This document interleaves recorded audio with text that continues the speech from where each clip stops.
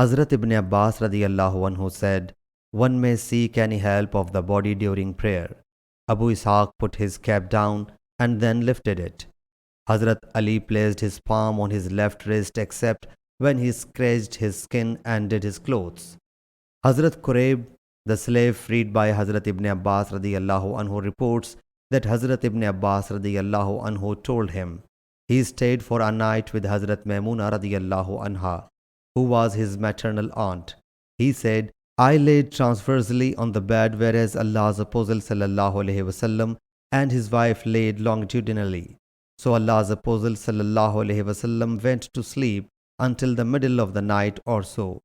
Then Allah's Apostle sallallahu alaihi wasallam woke up, adopted the sitting posture, and rubbed the traces of sleep off his faces with his hands.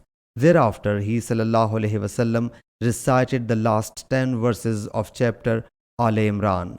Afterwards, he sallallahu alaihi wasallam went to a hanging water skin and performed ablution perfectly.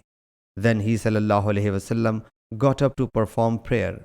Hazrat Abdullah bin Abbas said, I stood up too and did the same as the Prophet sallallahu alaihi wasallam had done. Then I went and stood by his side. So Allah's Apostle sallallahu alaihi wasallam placed his right hand on my head and holding my right ear praised it, directed me to turn to the right side.